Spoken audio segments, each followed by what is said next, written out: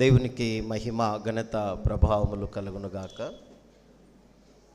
ప్రియులారా, ప్రభు మనల్ని ప్రేమించి తన కృపలో జ్ఞాపకం చేసుకొని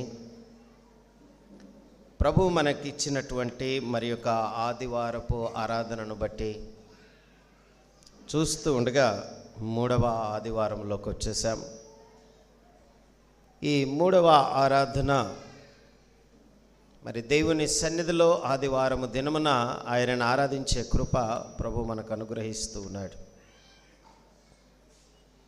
చదవబడినటువంటి లేఖన భాగాన్ని మనం చూస్తూ ఉన్నప్పుడు మత్తయి సువార్త 17వ అధ్యాయము మొదటి 8 వచనాలలో వ్రాయబడిన లేఖన భాగాన్ని నేను ఈ దినం మీ ముందు ఉంచాలని ఆశపడుతూ ఉన్నాను. ఈ లేఖన భాగాన్ని ధ్యానించక ముందు ఇంకొక లేఖన భాగాన్ని మనం తీసి ఉంచుదాం. పేతురు వ్రాసిన 2వ పత్రిక 1వ అధ్యాయము 16వ వచనము నుంచి 21వ వచనం వరకు మీరు తీసి ఉంచండి. ఇది జరిగిన సంఘటన, అది జరిగిన దానిని అనుభవంతో కూడినటువంటి చెప్పుచున్న సంఘటన. ఈ 2 లేఖన భాగాలు ఈ దినం మన ముందు కొనసాగించబడతాయి. అయితే దేవుడు మనల్ని ప్రేమించి మనకిచ్చినటువంటి ఈ దినపు ఆదివారపు ఆరాధనలో మనం ధ్యానించే ధ్యాన అంశం ఏమిటనగా ఎత్తైన కొండ మీద రూపాంతర అనుభవం. ఎత్తైన కొండ మీద రూపాంతర అనుభవము అనేటటువంటి ధ్యాన అంశాన్ని నేను మీ మధ్యలో ఉంచాలని ఆశపడుతున్నాను.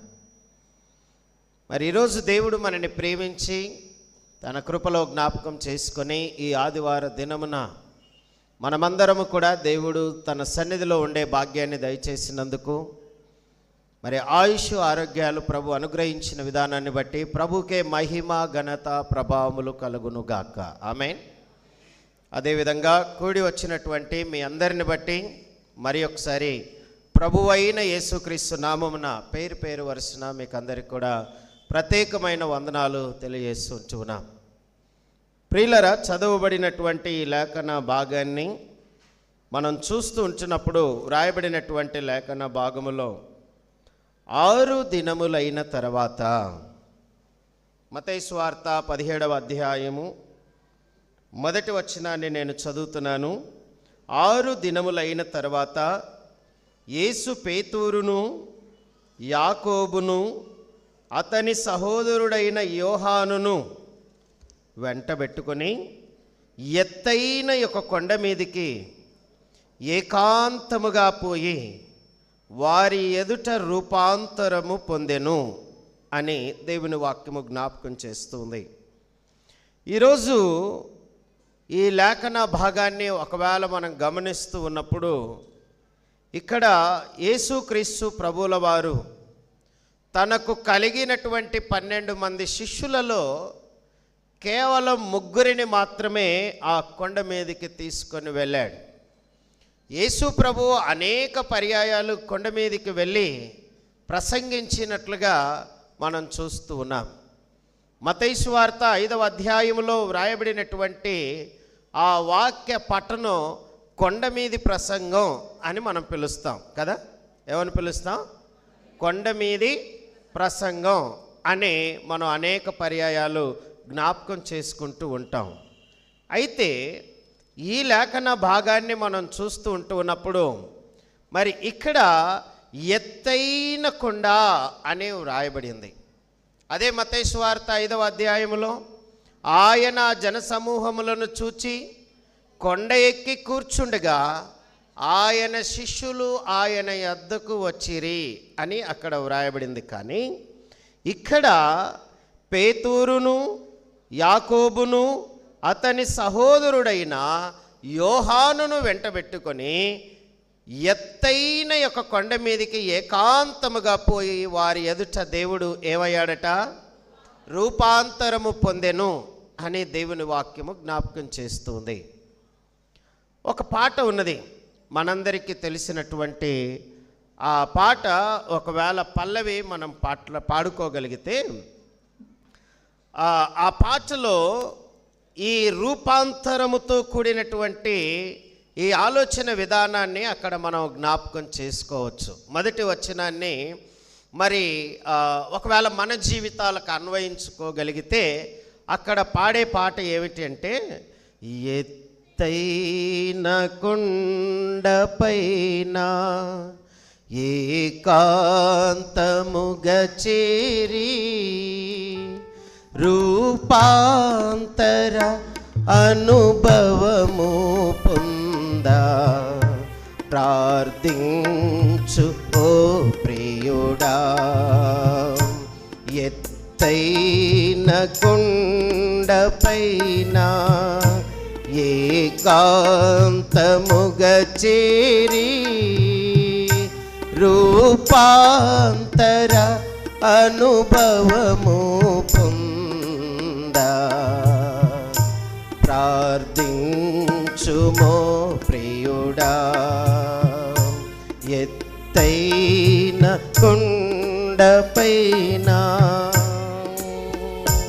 ఆ పాటలో మనం జ్ఞాపకం చేసుకుంటున్నప్పుడు ఒక భక్తుడు దేవుని సన్నిధిలో ఎత్తైన కొండపైన ఏకాంతముగా చేరి రూపాంతర అనుభవము పొందా ప్రార్థించు ఓ ప్రియుడా అనే అనుభవ గీతాన్ని వ్రాశాడు.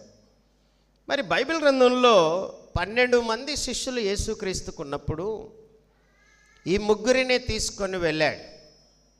ఈ ముగ్గురిలో యాకోబు అనే పేరు వ్రాయబడి ఉన్నది కదా. ఈ యాకోబు యేసుక్రీస్తు శిష్యుడు మాత్రమే. యాకోబు పత్రిక వ్రాసినటువంటి వ్యక్తి కాదు, అది మీరు గుర్తుపెట్టుకోవాలి. యాకోబు పత్రిక రాసిన వ్యక్తి యేసుక్రీస్తు ప్రభుల వారి సొంత తమ్ముడు. ఆయన మరియు యూదా పత్రిక రాసిన వీరిద్దరు కూడా మరియమ్మ గారికి పుట్టినటువంటి కుమారులు. ఎవరెవరు? యాకోబు గారు, యూదా గారు. ఇది బైబిల్లో నుంచి కొంత అనుభవం మీకు. ఈ యాకోబు యేసుక్రీస్తు శిష్యుడు. ఈ యాకోబుకు ఆ యాకోబుకు ఏ సంబంధము కూడా లేదు, అది గుర్తుపెట్టుకోండి. అయితే యేసుక్రీస్తు ప్రభుల వారు పేతురును, యాకోబును, అతని సహోదరుడైన యోహానును వెంటబెట్టుకొని ఎత్తైన యొక్క కొండ మీదికి ఏకాంతముగా పోయి వారి ఎదుట ఏమయ్యాడట? రూపాంతరము పొందెను అని వ్రాయబడి ఉన్నది. ప్రభునందు ప్రియ దేవుని బిడ్డలారా, ఇక్కడ చాలా క్లియర్గా దేవుని వాక్యం ఏం చెబుతుంది అనగా, ఇంకొక ఆనవాలు గమనించినట్లయితే 6 దినములైన తర్వాత, అంటే ఇది ఎన్నో రోజు? ఏమండి? 7వ రోజు. వెరీ గుడ్, దేవునికి మహిమ కలుగును గాక. 7వ దినమున యేసుక్రీస్తు ప్రభువుల వారు రూపాంతరము చెందారు అనే విషయం దేవుని వాక్యంలో నుంచి మనం చూడొచ్చు. అయితే ఈ సమయంలో ఒకవేళ ఈ విషయాన్ని రూపాంతరము అనగా ఏమిటి? రూపాంతరము అనగా ఏమిటి? ఏమండి?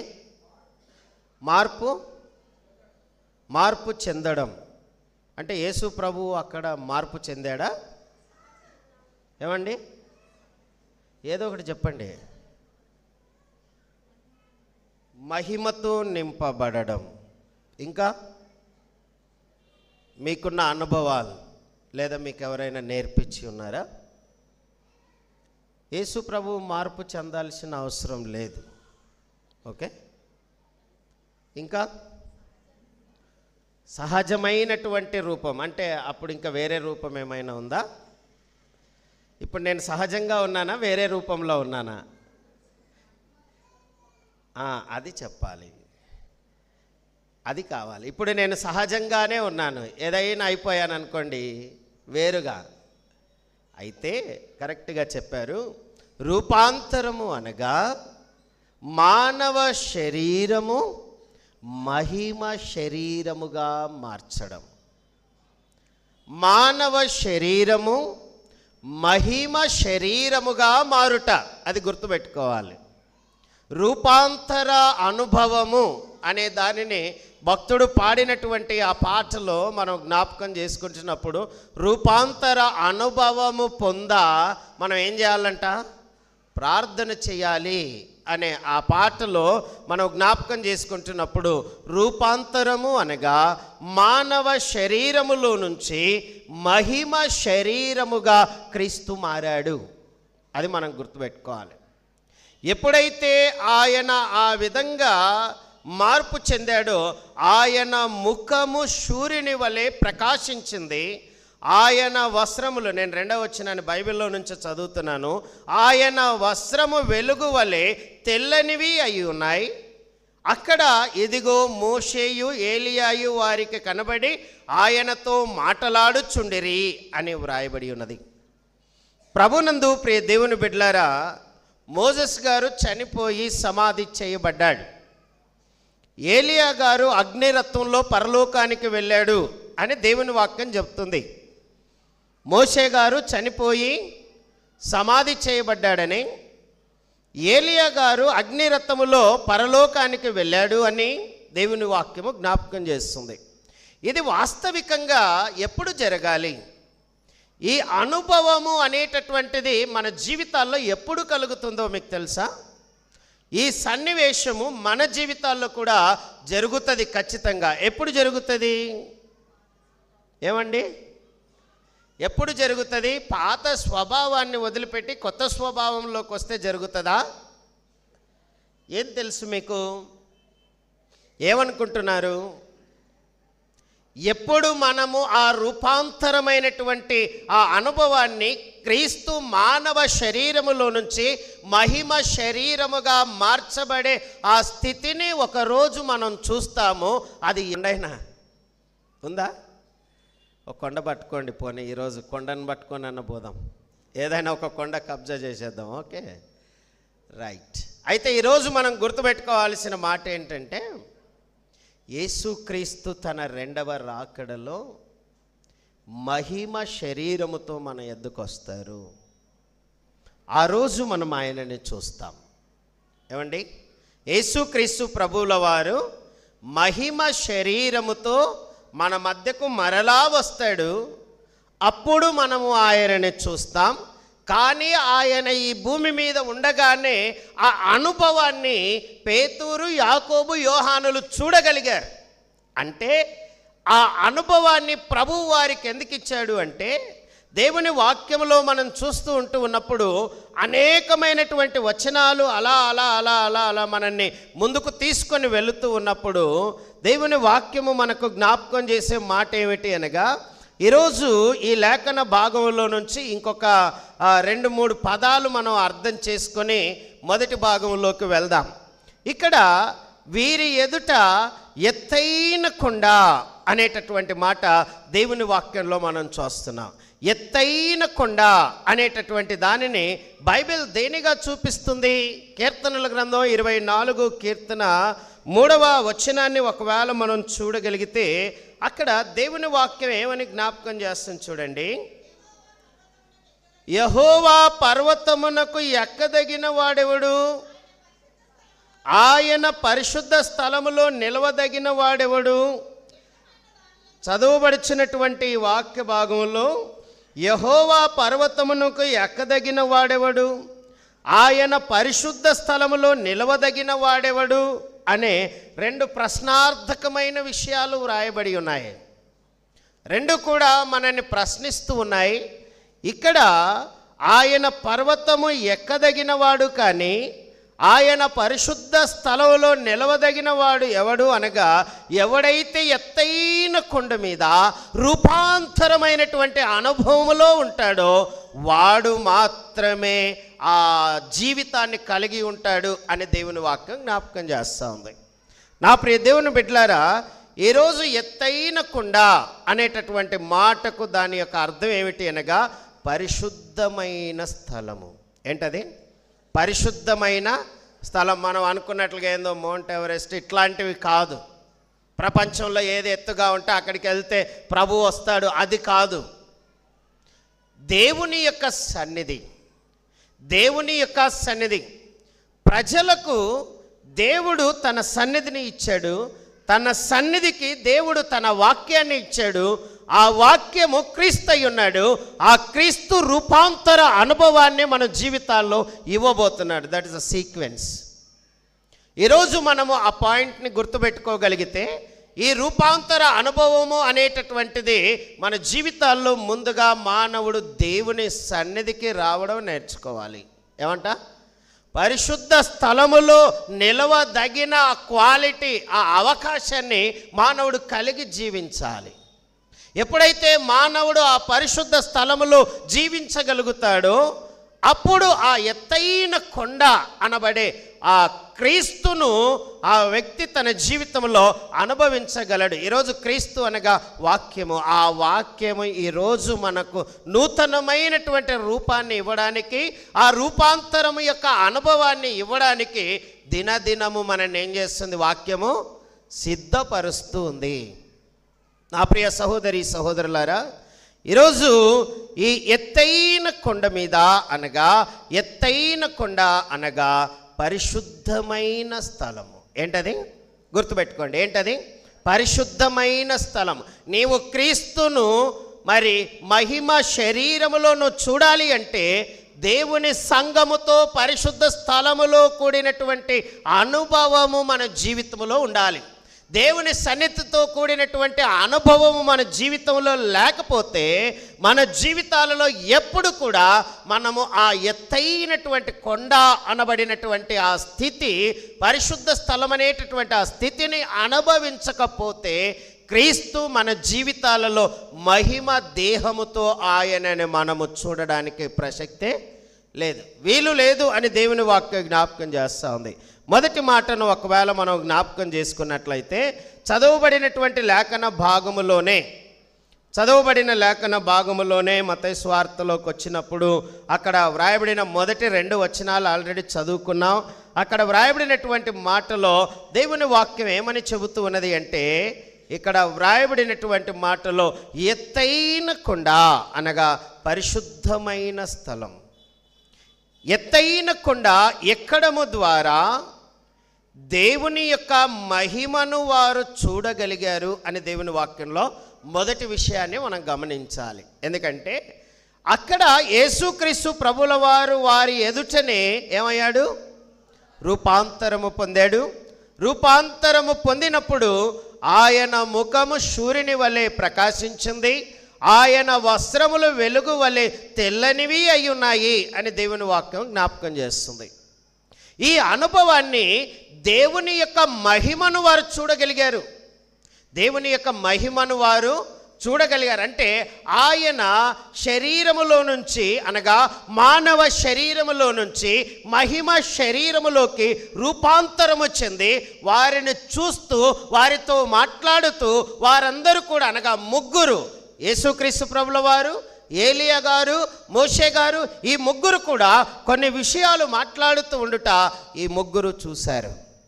అది దేవుని యొక్క మహిమను వారు ప్రత్యక్షంగా చూడగలిగారు. నా ప్రియ దేవుని బిడ్డలారా, ఈరోజు దేవుని వాక్యాన్ని కలిగినటువంటి ఈ అనుభవ జీవితంలో మరి దేవుని యొక్క మహిమను మనం చూడాలి అంటే మొదటి మాట మన జ్ఞాపకం చేసేది ఏంటంటే క్రీస్తుతో ఉన్న సన్నిహిత సంబంధాన్ని కలిగి ఉండాలి. ఏంటట? క్రీస్తుతో కూడినటువంటి సన్నిహిత సంబంధాన్ని కలిగి ఉండాలి.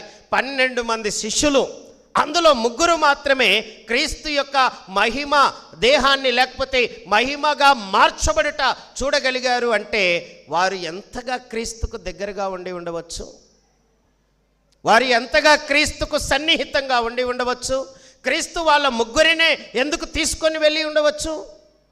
ఈరోజు నేను ఆ జీవితాల్లో మనం గుర్తుపెట్టుకోవాల్సిన మాట ఏంటంటే ఇంతమంది దేవుని సన్నిధికి వచ్చాం, ఇంక్లూడింగ్ మీ.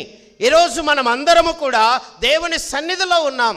మరి ప్రభు ఒకవేళ ఈరోజు ఆ కొండ మీదకి ఆ పరిశుద్ధమైనటువంటి ప్రదేశంలోకి మనని తీసుకొని వెళ్ళవలసి వస్తే ఎవరిని తీసుకొని వెళ్తాడు? ఎవరిని తీసుకొని వెళ్తాడు అంటే ఎవరైతే క్రీస్తుకు సన్నిహితులుగా ఉంటారో వారిని మాత్రమే తీసుకొని వెళ్తాడు. అందరినీ తీసుకొని ఆయన వెళ్ళడు. 12 మంది ఉన్నారు కదా రండి అని పిలిచేవాడు కాదు. అక్కడైనా కూడా ఈ పేతురు మాట్లాడతాడు. ఏమంటాడంటే, ఇదిగో మోషేయు ఏలియాయు వారికి కనబడి ఆయనతో మాట్లాడుచుండిరి. అప్పుడు పేతురు అంటాడు, ప్రభువా మనం ఇక్కడ ఉండుట మంచిది.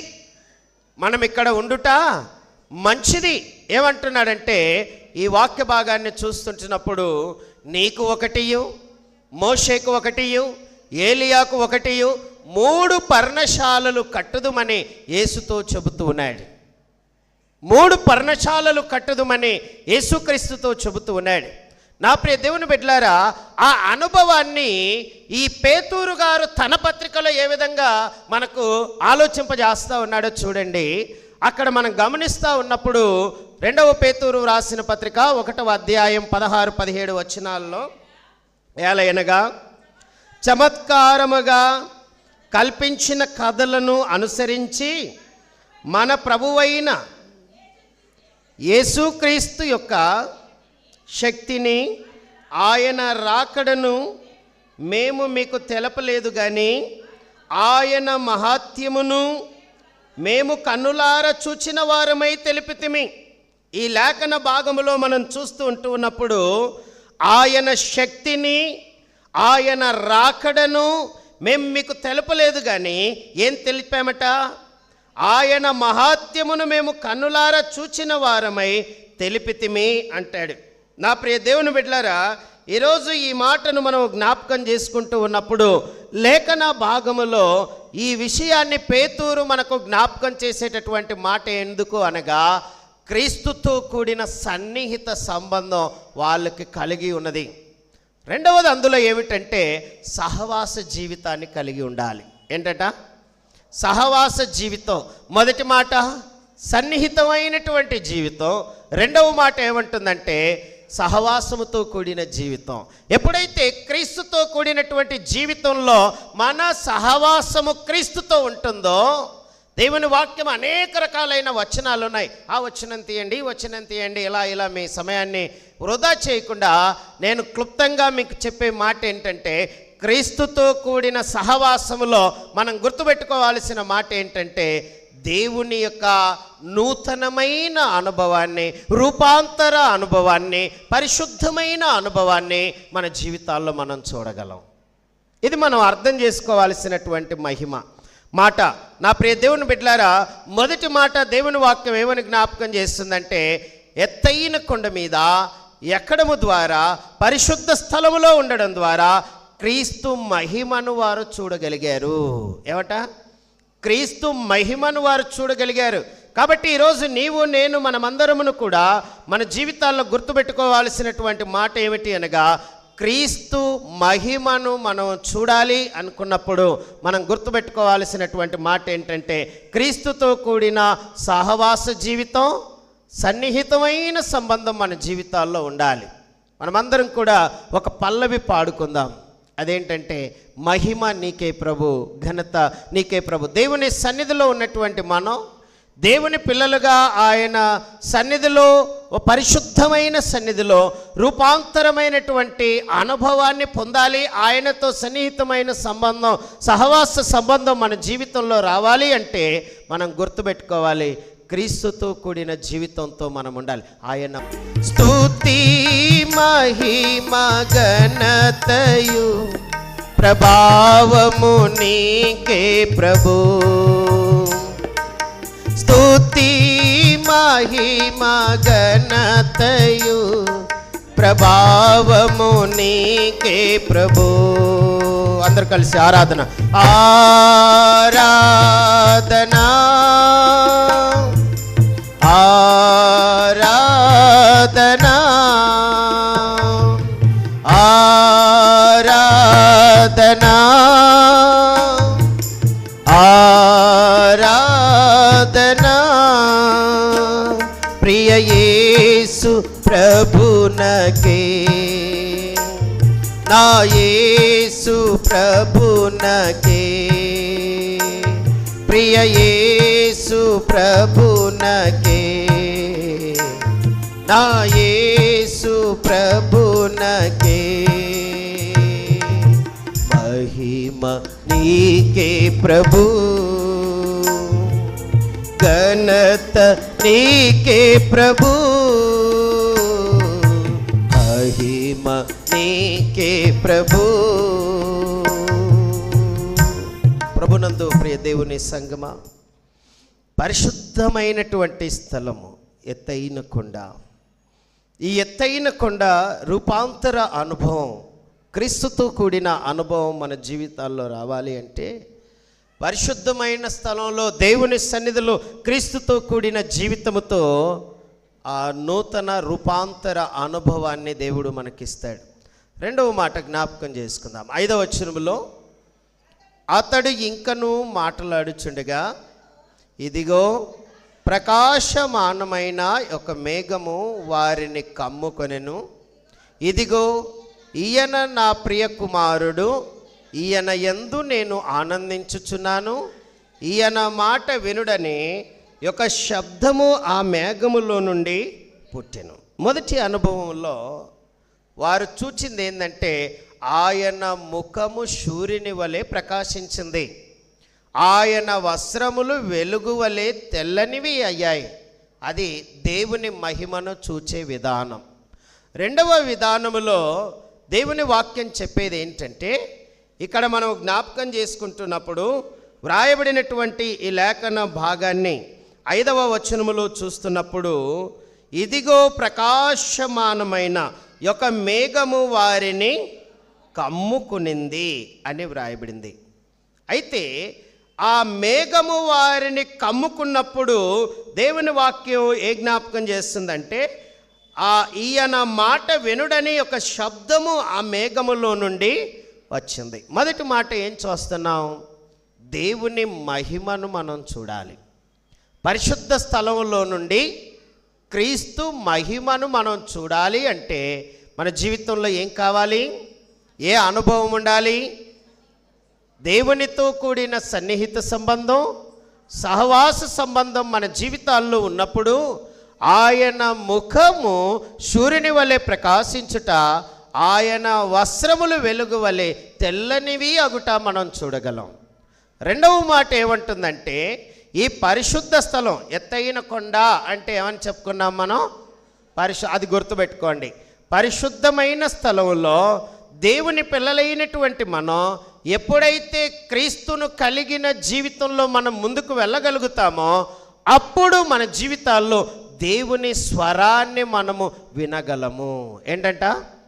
దేవుని స్వరాన్ని మనము వినగలము. అది మనం గుర్తుపెట్టుకోవాలి. దేవుని యొక్క స్వరము ఇక్కడ ఎక్కడి నుంచి వినబడుతుంది?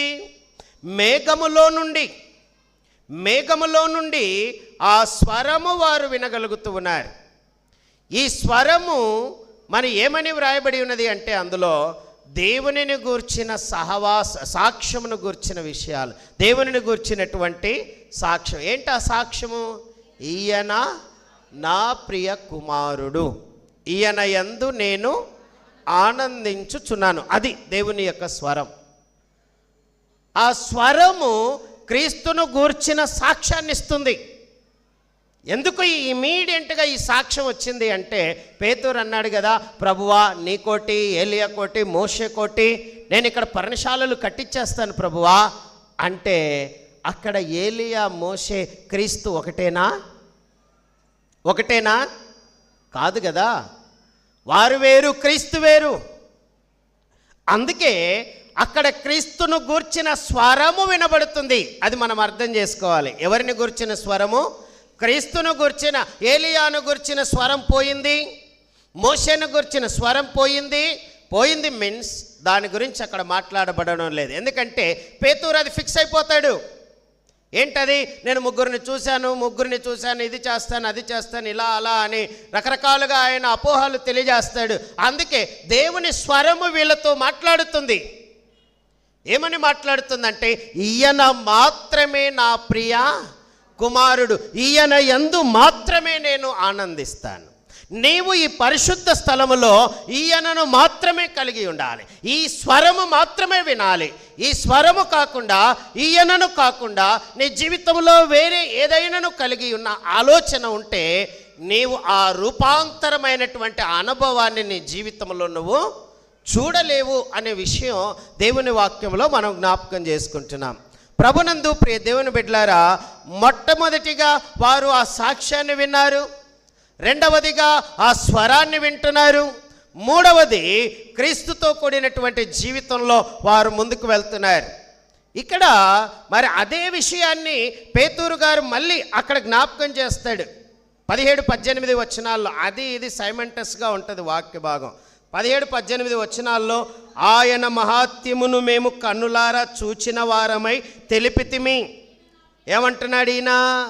రెండవ మాట ఇక్కడ జ్ఞాపకం చేస్తున్నాడు, ఆయన మహత్యాన్ని మేము కన్నులారా చూచిన వారమై తెలిపితిమి. ఏంటయ్యా అది అంటే, ఈయన నా ప్రియ కుమారుడు, ఈయన యందు నేను ఆనందించుచున్నాను అను శబ్దము ఏమైనదంట? మహాదివ్య మహిమ నుండి ఆయన యొద్దకు వచ్చినప్పుడు తండ్రి అయిన దేవుని వలన ఘనతయు మహిమయు ఆయన పొందగా, అక్కడ వ్రాయబడినటువంటి మాటలో మేము ఆ పరిశుద్ధ పర్వతము మీద ఆయనతో కూడా ఉండిన వారమై ఆ శబ్దము ఆకాశము నుండి రాగా మేము వింటిమి. ఇందాక అన్నాను, ఎత్తైన కొండబోయి ఇక్కడ ఏమంటున్నాడు పేతురు కూడా? ఆ పరిశుద్ధ పర్వతము అంటున్నాడు. ఎత్తైన కొండ అనేటటువంటి మాటను నేను మార్చలేదండి. దేవుని వాక్యము మనకు తెలియజేస్తూ ఉంది, ఆ పరిశుద్ధమైనటువంటి పర్వతం. ఈ పరిశుద్ధమైనటువంటి దేవుని సన్నిధిలో దేవుని పిల్లలైనటువంటి మనము మన జీవితాల్లో గుర్తుపెట్టుకోవాల్సింది ఏంటంటే, ఆ నూతనమైనటువంటి మన జీవితాల్లో ఆ రూపాంతరము కొరకు ఎదురు చూస్తూ ఉన్నప్పుడు దేవుని స్వరాన్ని వినడం నేర్చుకో. దేవుని స్వరం ఎన్ని విధాలుగా వినొచ్చు? దాన్ని విజన్ అంటారు ఇంగ్లీష్లో, లేదా దర్శనం అంటారు తెలుగులో. ఇలా మాట్లాడుతున్నప్పుడు ఎన్ని రకాలుగా అయినా కూడా దేవుని యొక్క స్వరాన్ని మనము వినవచ్చు. అది మనం గుర్తుపెట్టుకోవాలి. నా ప్రియ దేవుని బిడ్డలారా, ఈరోజు అదే లేఖన భాగాన్ని తిరిగి ఇంకా ముందుకు వెళ్తే 19 నుంచి 21 వచనాల్లో మనం గమనించినట్లయితే అక్కడ అంటాడు, మరియు ఇంతకంటే స్థిరమైన ప్రవచన వాక్యము మనకున్నది. గమనించండి, ఈ పేతురు గారు వ్రాస్తున్నటువంటి ఈ మాట ఒక్కొక్క మాట ఎంత విలువైందో మనం లోతుగా అర్థం చేసుకుంటూ చదవాలి. మరియు ఇంతకంటే స్థిరమైన ప్రవచన వాక్యము ఏమున్నదంట? ఈరోజు ఇక్కడ కూర్చున్నటువంటి మనకందరికీ కూడా ఆ అనుభవము కంటే మరొక నూతనమైన అనుభవం మనకున్నది. అది ఏమిటి అనగా, దేవుడు పరిశుద్ధమైన స్థలాన్ని మనకిచ్చాడు. దేవుని పరిశుద్ధమైన స్థలములో తన వాక్యాన్ని మనకిచ్చాడు. ఆ వాక్యము మన ఎదుట ఉన్నది అంటాడు. అందుకే ఇక్కడ అంటాడు, దానికంటే కూడా ఈరోజు దేవుని పిల్లలైనటువంటి మనమందరమును కూడా మేము ఆ రోజు చూసాము, అది అయిపోయింది, కానీ ఈరోజు అనుభవిస్తున్నాం, అది మనతోనే ఉంటుంది. అది ఏమిటి అనగా దేవుని సన్నిధి, దేవుని వాక్యము. ఈ రెండు కూడా మన జీవితాల్లో ఉన్నాయి అనేటటువంటి మాట దేవుని వాక్యములో చూస్తూ ఉన్నాం. ఆయన అంటాడు, ప్రవచన వాక్యము మనకున్నది, తెల్లవారి వేకువచ్చుక మీ హృదయములలో ఉదయించు వరకు ఆ వాక్యము చీకటి గల చోటును వెలిగిచ్చు దీపమైనట్టున్నది, దాని యందు మీరు లక్ష్యముంచిన ఎడల మీకు మేలు. చూడండి, ఎక్కడి నుంచి ఎక్కడికి వచ్చింది వాక్యం? దేవుని స్వరము ఆయన విన్నాడు, అది మేఘములో నుంచి విన్నాడు, ఒక సాక్ష్యాన్ని విన్నాడు. ఆ సాక్ష్యము ఈయన నా ప్రియ కుమారుడు, ఈయన యందు నేను ఆనందించుచున్నాను అనే ఆ మాటను విన్నాడు. ఆ మాటని ఈరోజు సంఘానికి ఏ విధంగా ఆయన అన్వయిస్తున్నాడు? ఎంత గొప్పగా ఆయన జ్ఞాపకం చేస్తున్నాడు. ఈరోజు దేవుని సంఘమా, ఈరోజు దేవుడు మనకిచ్చినటువంటి భాగ్యము అంతా ఇంత కాదు. ఆ వాక్యము ఏం చేస్తుందంట? చీకటి గల చోటుకు ఏమంట? వెలుగిచ్చు దీపమైనట్టున్నది, దాని యందు మీరు లక్ష్యముంచిన ఎడల మీకు మేలు. ఆ వాక్యమందు మీరు లక్ష్యముంచకపోతే మీకు ఆశీర్వాదాలు లేవు. దేవుని యొక్క ఆ పరిశుద్ధమైనటువంటి అనుభవాన్ని, ఆ ఎత్తైన కొండ అనుభవాన్ని, ఆ రూపాంతర అనుభవాన్ని ఈ శరీరాలతో ఉన్నప్పుడు క్రీస్తు మహిమ దేహాన్ని చూసేటటువంటి ఆ రెండవ రాకడ అనుభవాన్ని, క్రీస్తుతో కూడిన అనుభవాన్ని మన జీవితాల్లో మనం అనుభవించలేము అని దేవుని వాక్యం జ్ఞాపకం చేస్తుంది. కాబట్టి నా ప్రియ సహోదరి సహోదరుడా, ఈరోజు ప్రభు మనతో జ్ఞాపకం చేస్తున్నటువంటి మాట దేవుని వాక్యంలో మనం చూస్తుంటున్నప్పుడు దేవుని వాక్యంలో మనం చూడొచ్చు. ఒకడు అంటున్న డైరెక్ట్గా కొంతమంది అపనమ్మకస్తులు, అవిశ్వాసులు, దేవుని వాక్యం మీద కౌంటర్ వేసేవాళ్ళు, దేవుని వాక్యాన్ని తర్జన భర్జన చేసేటటువంటి వాళ్ళతో దేవుని వాక్యం ఏమంటుంది చూడండి. ఒకడు తన ఊహను బట్టి చెప్పుట వలన లేఖనములో ఏ ప్రవచనము పుట్టదని మొదట గ్రహించుకొనవలెను. ఏలయనగా ప్రవచనము ఎప్పుడును మనుషుని ఇచ్చను బట్టి కలగలేదు, కానీ మనుషులు పరిశుద్ధాత్మ వలన ప్రేరేపింపబడిన వారై దేవుని మూలముగా పలికిరి. అయ్యా, నేను మోషేకొకటి, ఏలియాకొకటి, నీకొకటి, నీకిష్టం వచ్చినట్లుగా కడితే కాదు కదా, నీకిష్టం వచ్చినట్లుగా ఆలోచిస్తే కాదు కదా. ఒక వ్యక్తి తన ఊహను బట్టి, ఒక వ్యక్తి ఏదో చెప్పుటను బట్టి ప్రవచనము ఎప్పుడు కూడా పుట్టదు. ఈరోజు నీవు అనుకునేదాన్ని బట్టి కాదు, దేవుని లేఖనాలను బట్టి అది నెరవేర్చబడాలి. ఆమెన్. దేవుని వాక్యము మనకు ఏది జ్ఞాపకం చేస్తుందో, దేవుని వాక్యం ఏది మనకు నేర్పిస్తుందో దానిని బట్టి జరగాలి, కానీ మన ఊహను బట్టి కాదు. ఈరోజు ఈ అనుభవం ఏదైతే ఉందో, ఈ నూతనమైనటువంటి అనుభవంలో పేతురు తను ప్రాక్టికల్గా ఫేస్ చేసి చెప్తున్నటువంటి మాట. నేనేమో ఆ వాక్య భాగాన్ని, ఈ వాక్య భాగాన్ని నా బైబిల్లో రాసుకొనేం రాలేదు. నా దగ్గర ఉన్న గ్రంథం మీ దగ్గర ఉంది, మీ దగ్గర ఉన్న గ్రంథం ప్రపంచమంతా ఉంది. ఆ ప్రపంచమంతా ఉన్న గ్రంథం జీవ గ్రంథం గనక ఆ పేతురు తనకు కలిగిన అనుభవాన్ని, కల్లారా చూచిన దానిని, విన్న దానిని ఆయన తను ప్రాక్టికల్గా చెప్తున్నాడు. నేను పొరపాటు పడ్డాను. ఆ పరిశుద్ధమైనటువంటి దేవుని సన్నిధిలో మీరు క్రీస్తును మాత్రమే కలిగి ఉండాలి. ఎందుకంటే ఆయన మాత్రమే దేవునికి ప్రియమైన వాడు, ఆయనను బట్టి మాత్రమే దేవుడు ఆనందించగలడు అని దేవుని వాక్య జ్ఞాపకం చేస్తూ ఉంది. నా ప్రియ దేవుని బిడ్డలారా, ఈరోజు ఈ మాటను మనం జ్ఞాపకం చేసుకుంటూ ఉన్నప్పుడు ఇక్కడ ఈ విషయాలన్నీ కూడా మనకు ఎంతో లోతైనవిగా ఉన్నాయి. రెండవ మాట ఏమంటుంది? దేవుని స్వరాన్ని వినాలి. దేవుని స్వరము అనగా దేవుని వాక్యము. దేవుని వాక్యం ఎక్కడ వినాలి? పరిశుద్ధ స్థలములో నుండి వినాలి. పరిశుద్ధ స్థలము అనగా ఎత్తైనటువంటి కొండ. దేవుని వాక్యము అనేటటువంటిది నూతనమైనటువంటి రూపాంతరములోకి మనల్ని తీసుకొని వెళ్తుంది. ఆ రూపాంతర అనుభవములో మనల్ని నిలబెడుతుంది. అది దేవుని వాక్యం ఈరోజు చెప్పే మాట. మూడవ మాట ఏమంటుంది చూడండి. ఇదే మత్తయి సువార్తలోకి వెళ్తే 6 నుంచి 8 వచనాలలో వ్రాయబడినటువంటి ఆ మాటలో వ్రాయబడినటువంటి ఈ వాక్య భాగాన్ని మనం గమనిస్తే 6 నుంచి 8, శిష్యులు ఈ మాట విని బోర్లబడి మిక్కిలి భయపడగా యేసు వారి యొద్దకు వచ్చి వారిని ముట్టి లెండి, భయపడుకుడని చెప్పెను. వారు కన్నులెత్తి చూడగా యేసు తప్ప మరి ఎవరును వారికి కనబడలేదు. నా ప్రియ దేవుని బిడ్డలారా, మనము పరిశుద్ధ స్థలములో క్రీస్తును కలిగి ఉండడం ద్వారా దేవుడు మనకు ధైర్యాన్ని ఇస్తాడు. ఏమిస్తాడు? ధైర్యాన్ని ఇస్తాడు. ఇక్కడ మాట్లాడుచున్నటువంటి మాట ఏమిటంటే, ఈ మాట విని శిష్యులు ఏమయ్యారట? బోర్ల పడి మిక్కిలి భయపడగా. ఈరోజు మనం గుర్తుపెట్టుకోవాల్సిన మాట ఏంటంటే, యేసు ప్రభువు వారి దగ్గరికి వచ్చాడు. యేసయ్య చనిపోయాడండి, సమాధిలో పాతి పెట్టబడ్డాడు, పునరుత్థానుడయ్యాడు. ఆయన అట్నుంచి అటు ఆరోహణుడై వెళ్ళవచ్చు, కానీ మరలా 40 దినములు వారితో ఉన్నాడు. ఏంటి? మరలా 40 దినాలు వారితో ఉన్నాడు. కారణం, భయపడి దాగుకున్నారు శిష్యులు. ఎవరు లేరు అక్కడ. యేసును సిలువకి వేసినప్పుడు కూడా ఎవరు లేరు అక్కడ. ఒక యోహాను మాత్రం మనకు కనిపిస్తాడు.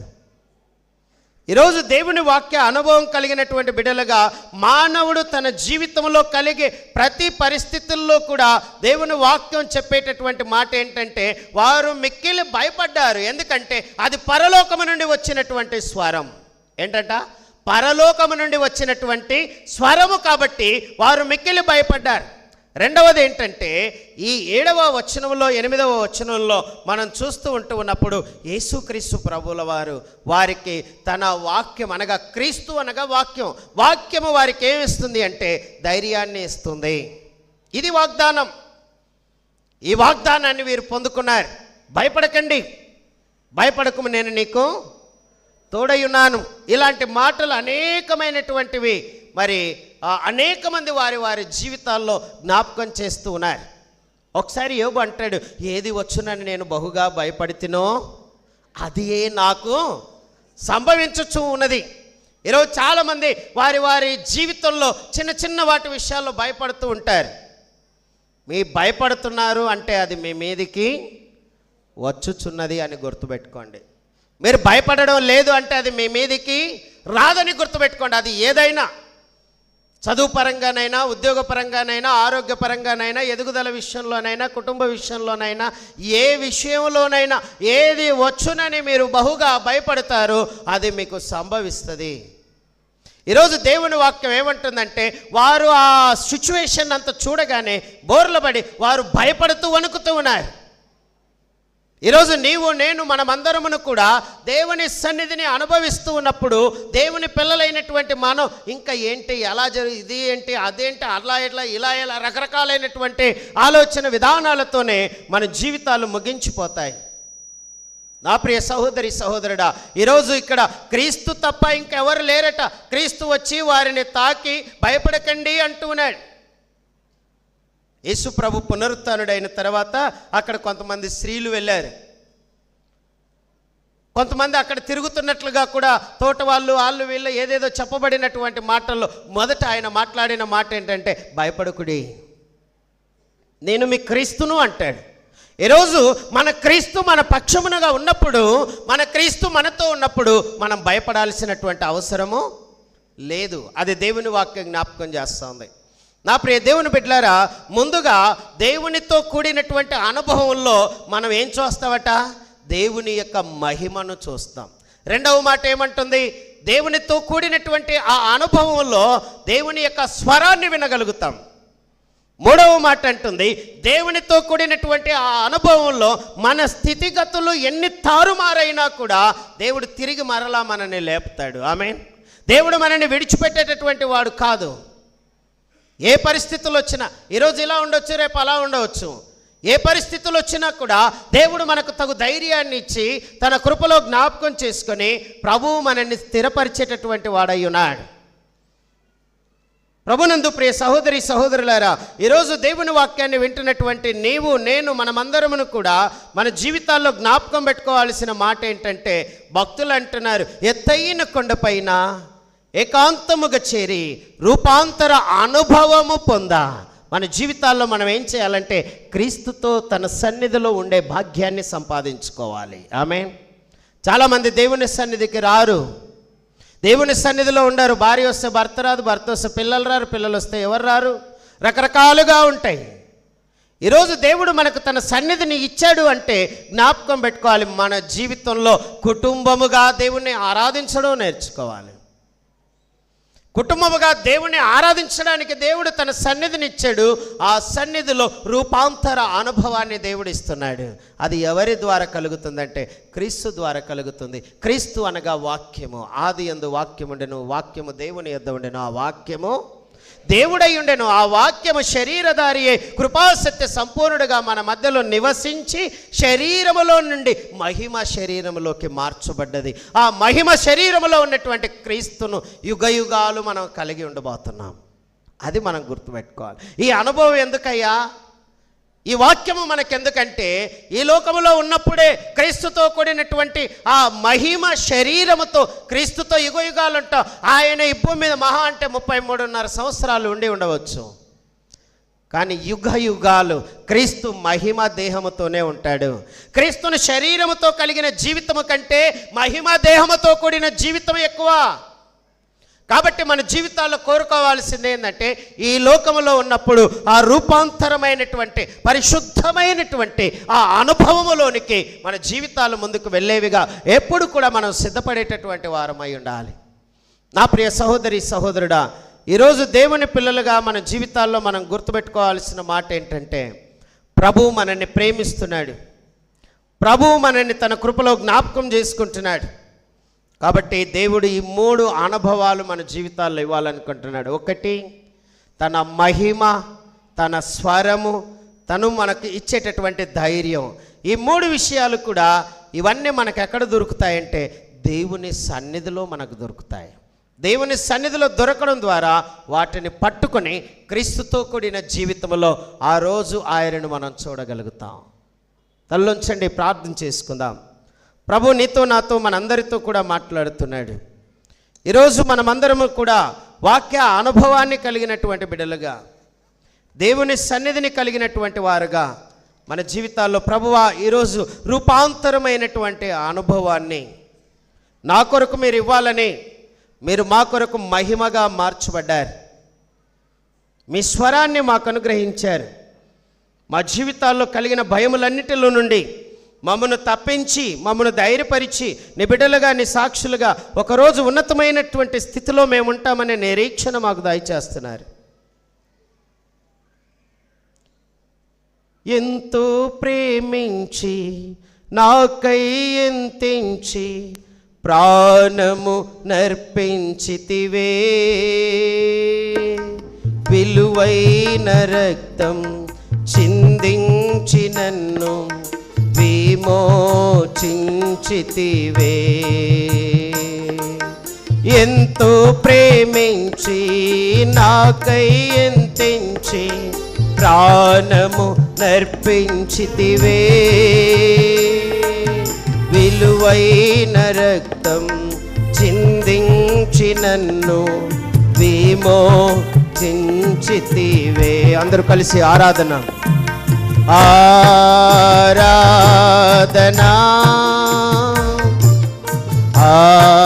ఆరాధనా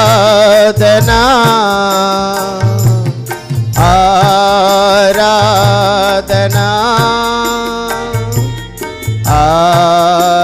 ఆరాధనా ప్రియ యేసు ప్రభునకే, నా యేసు ప్రభునకే, ప్రియ యేసు ప్రభునకే, నా యేసు ప్రభునకే. మహిమ నీకే ప్రభు, ఘనత నీకే ప్రభు, మహిమ నీకే ప్రభు, ఘనత నీకే ప్రభు. స్తుతి మహిమ ఘనతయు ప్రభావము నీకే ప్రభు.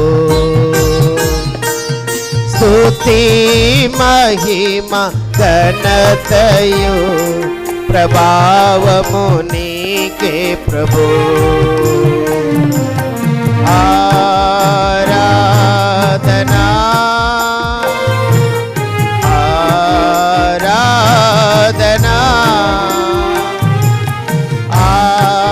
ఆరాధనా ఆరాధనా ప్రియ యేసు ప్రభునకే, నా యేసు ప్రభునకే, ప్రియ యేసు ప్రభు మనల్ని ప్రేమించి రూపాంతర అనుభవాన్ని దేవుడు మనకిచ్చాడు. ప్రియ సహోదరి సహోదరుడా, ప్రభు ఈరోజు నిన్ను నన్ను జ్ఞాపకం చేసుకుంటున్నాడు. మనమందరము కూడా పేతురు, యాకోబు, యోహానుల వలె ఎత్తైన కొండ మీద ఆ రూపాంతర అనుభవాన్ని ప్రభు నా జీవితంలో ఇవ్వాలనుకుంటున్నాడు. దాని ద్వారా నూతనమైన మహిమ, నూతనమైన స్వరము, నూతనమైన ధైర్యము ప్రభు నా జీవితాల్లో ఇవ్వబోతున్నాడు. నీ జీవితంలో ఒకవేళ నీవు అట్టి మహిమలో, అట్టి స్వరాన్ని, అట్టి ధైర్యాన్ని నీవు కలిగి ఉండకపోతే, ప్రభువా మీరు శరీరంలో నుండి మహిమ శరీరంలోకి రూపాంతరము చెందారు. మీరు సజీవుడని, మీరు ఒక మానవాళి అని, శరీరమును ధరించుకున్న వారని రుజువు చేయబడ్డారు. ప్రభువా ఒకరోజు తిరిగి మిమ్మల్ని మహిమ శరీరంగా మేము చూస్తామనే విషయాన్ని పేతురు, యాకోబు, యోహానుల ద్వారా మాకు నేర్పారు. నీ లేఖనము ద్వారా మమ్మను మీరు సిద్ధపరిచారు. ఈ పరిశుద్ధ స్థలంలో నీ వాక్యము ద్వారా నీ అనుభవాన్ని కలిగిన రూపాంతరాన్ని మా జీవితాల్లో దయచేయమని ఇచ్చిన వర్తమానాన్ని బట్టి స్తుతిస్తూ మహింపరుస్తూ యేసుక్రీస్తు నామమున అడిగి వేడుకొంటున్నాము తండ్రి, ఆమేన్. అందరికీ వందనాలు. ఈ సమయంలో క్వైర్ వారు పాట పాడుతుండగా పరిచారకులు ముందుకొచ్చి కానుకలు సేకరించవలసిందిగా మనం.